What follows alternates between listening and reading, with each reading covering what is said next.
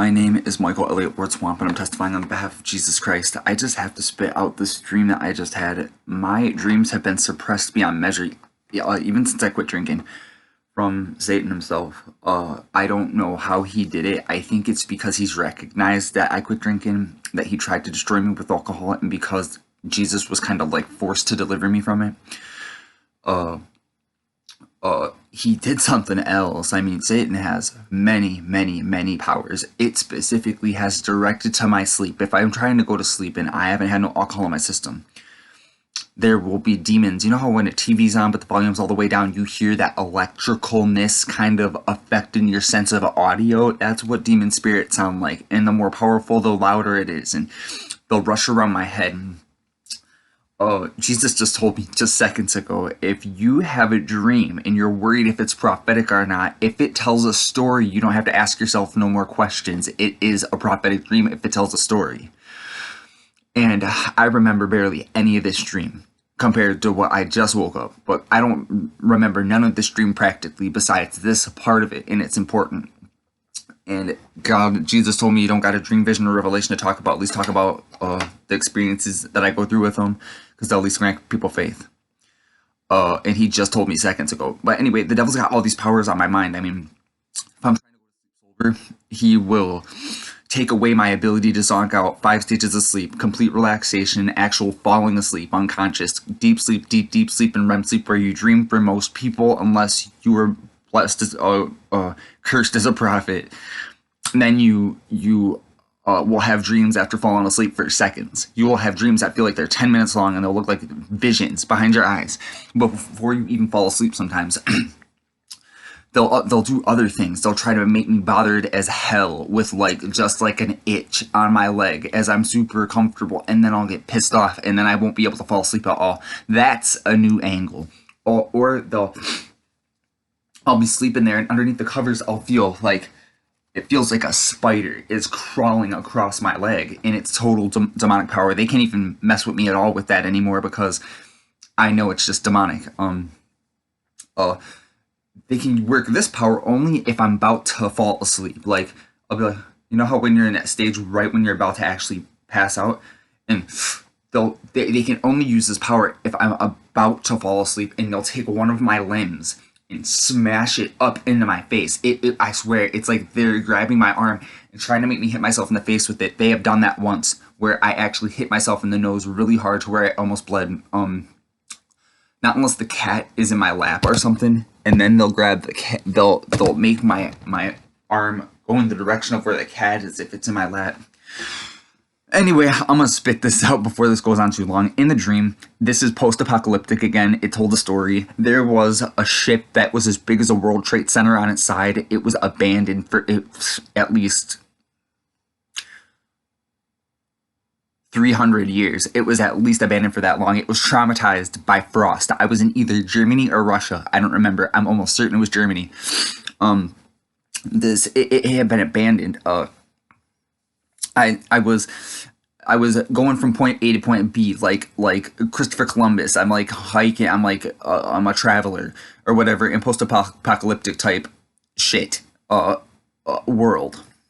And I climb this fence, and then there's the seawater level had lowered, it decreased, and there's this ship, and it's abandoned. It's twisted wood, and it's traumatized by frost. And I'm walking across it, and there are these wild animals, just like Jesus said in the end times, everything will be taken over. You fall of Babylon the Great. I'm paraphrasing right here, but wild animals in wilderness will overtake where the cities once were, and that's what this looked like.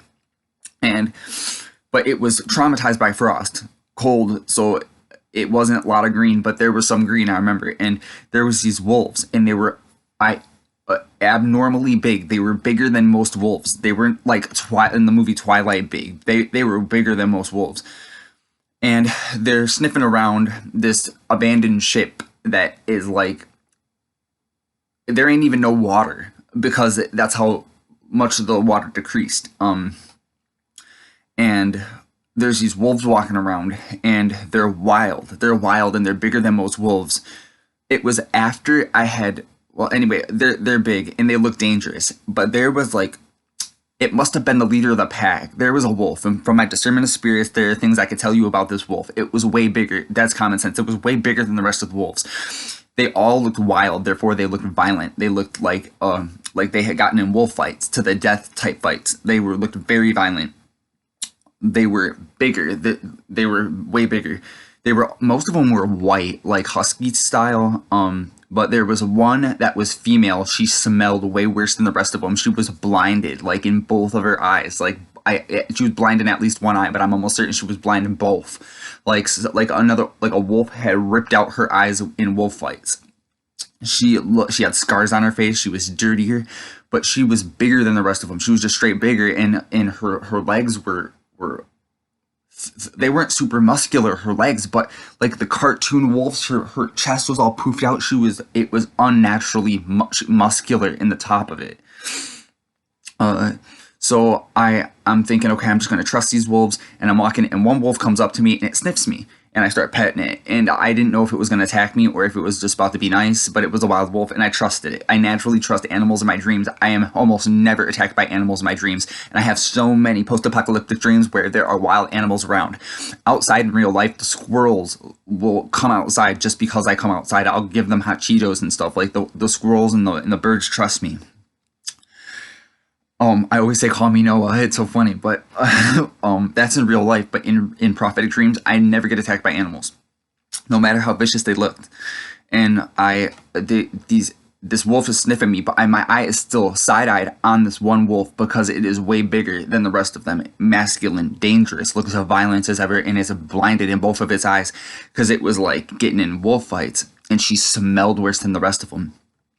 So I'm like side-eyeing, and she comes around the corner. I don't even see her, and she comes up to me and she starts sniffing me, and she's being nice to me. So I pet her. I'm like, oh, puppy, you're nice. But I remember thinking, bitch, you smell. This one smelled way worse than the rest of them.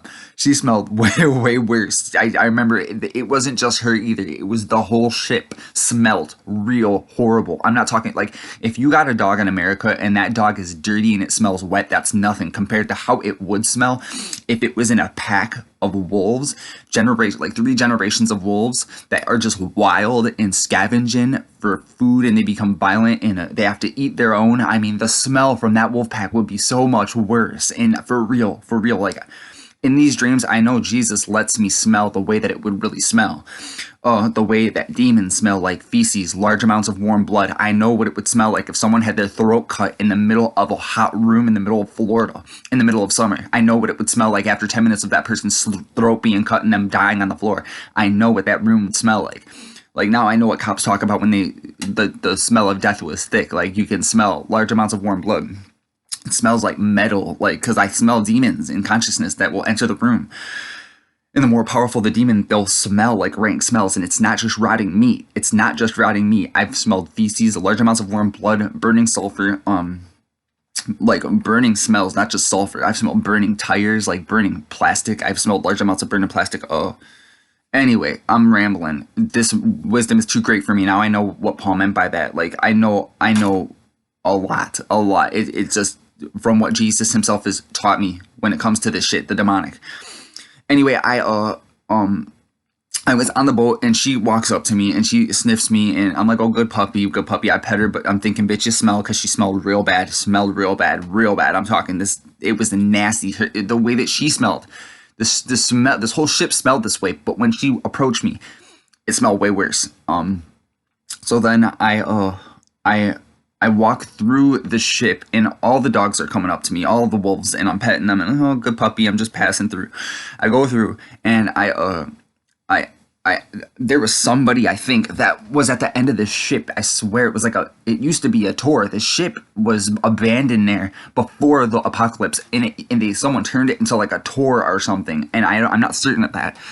But when I come out the end of it, there's a person, and they told me this info, this knowledge. I don't remember what she looked like, what he looked like. I don't know who they were. All I know is that they told me something. For one, that these dogs, they were only found in a couple parts of the world anymore, and it was in Germany and like Russia, in the colder parts of Germany and Russia. These wolves were found.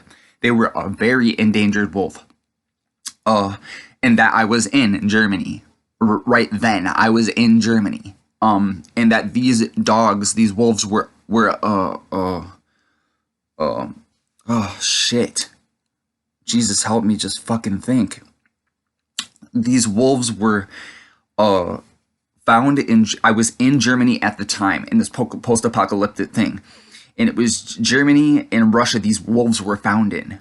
But I was in Germany right then, and that they were a very endangered wolf. They could only be found in the colder parts of Germany and Russia.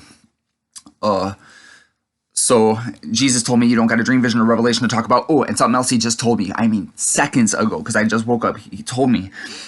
I was like, Jesus, I done dreamt like it felt like 3 days previous to just this part with these wolves. Like I had dreamt for 72 hours more before I was at the part with this ship. So should I not testify about this dream because I don't got the whole dream? And he told, this is the first time he ever told me this. He told me, Mike, think about the part of the dream that you had. Now think if that tells a story. If you have a part of a dream that tells a story, it is prophetic. So testify about it if it tells a story.